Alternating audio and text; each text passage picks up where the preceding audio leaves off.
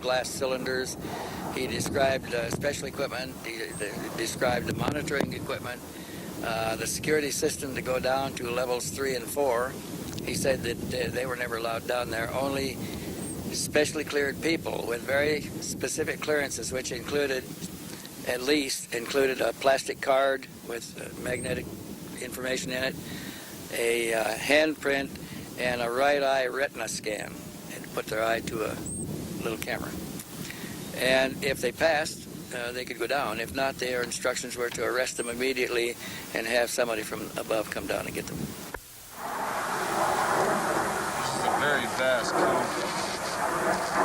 Big place, huh? Big place. The elevators are right here. There's 4 elevators. 3 and 4 are extremely security. There are no sentries down at 3 or 4. And the levels of 3 and 4, I don't know what goes on down there. I heard something about an EBI or EB down there. I'm not too familiar with what it is, but as you get off the elevators, get off, then this is level 2. You walk in, the bays are over here. They're all separated by like an automatic doors that open and close each bay. Walk down, there's 5 on each side. There's a hallway right there, and each of these bays have elevators. It'll bring them all the way to the top. It'll bring the whole floor all the way up with a hydraulic system. Now, as you walk down, there's a lot of machinery right here, which I have no recollection of what it does. I believe I've never been in that area. My job was to be a sentry for these 3 gates and up above in the level complex, and sometimes I would be walking down here escorting people. Now, over on this, there's a hallway down here that breaks off, which is there's a big computer system right here. I believe it's a computer system. I'm not going to say for sure.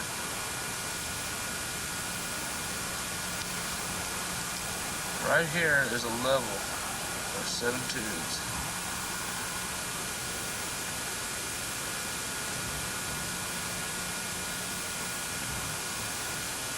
These tubes are about 2 feet in width.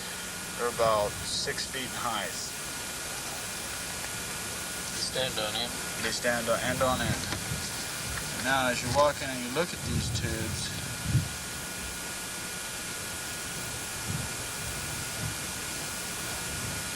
I'm just going to go push a 1.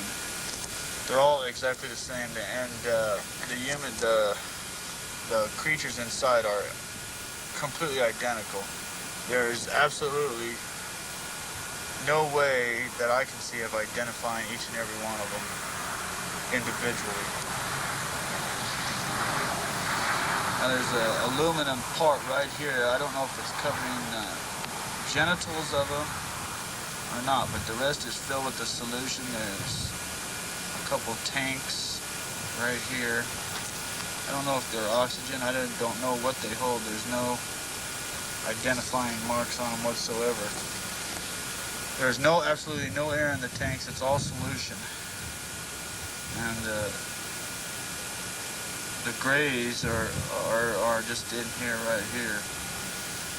They're suspended, so I imagine they're being clamped somehow, some way to hold them in this where their feet is completely off the ground and stuff like that. And under here, there's about a 1-foot pedestal of black iron steel, it's polished, but it looks like a black polished anodized iron. Now the things inside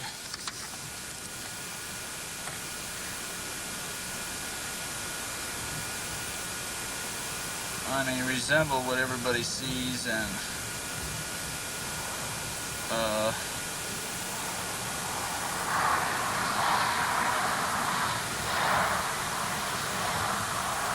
the only thing that's different about them from what I see on all the pictures is the eyes appear to be have deteriorated or They look like prunes. They're like your fingers get pruned. They're all shriveled up, and you can't see no eye sockets, and there's no visible eyelids or anything like that. They have a grayish, like a grayish pigmentation. It's not scaly or anything. It's like a pigmentation. There's no apparent hair on them. There's little holes, not really slits, but a little hole, maybe an ear cartilage, I don't know, maybe we're hearing. Slits are really kind of small for the nose and the mouth. The bodies themselves are very, very thin. They appear not to have any breast or navel or anything like that. Not that I can see. Yeah. I wasn't able to sit and study them in full view for a while. I don't think I have heard talk there that I know their systems aren't like ours. But they're very thin and they look very, very frail. What convinced you that Hennessy told you the truth? We only have looking him in the eye and talking to him. We've analyzed his voice during the narration. Doesn't show any signs of stress. We've heard rumors of some details inside from others that has never been released or published. So unless they were on the inside circle and knew what was being held back, most people would never know the information that he gave us. Most of the information that he gave us checked with other information we already had, and it has checked since with other information that we have acquired since the time we interviewed him. Mr. Walton, you came in contact with a sergeant who worked at Area 51. Yes, I was on an American television program called Mysteries from Beyond the Other Dominion, and at the end of the program they gave my telephone number. This gentleman contacted me through that telephone number and related to me that he was in fact a master sergeant at Area 51 for over 12 years, and that everything that had to be taken in and out of the base or transported from one place to another on the facility had to go across his desk. Of course, the man had a very high-level, top-secret clearance. He gave me his name, he gave me a military ID number, which I was able to check, and his military ID did in fact check out that he had worked at Nellis Air Force Base and had then worked at the Area 51 facility. He told me a number of very interesting things about how the facility was laid out, how many levels the facility had, how it was connected to other facilities, and he asked me a number of questions about things that he didn't really know about, just stuff that he had seen going across his desk, and was curious about how certain things work. So there was an exchange of information between he and I. It is unfortunate that he seems to have disappeared.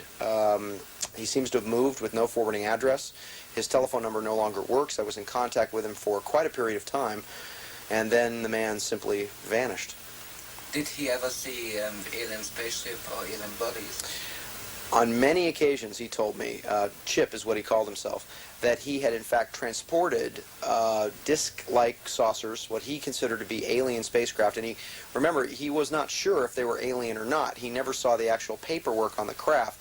He was only responsible for transporting the objects from place to place.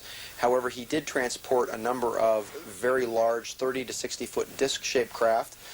He was responsible for transporting some bell-shaped objects.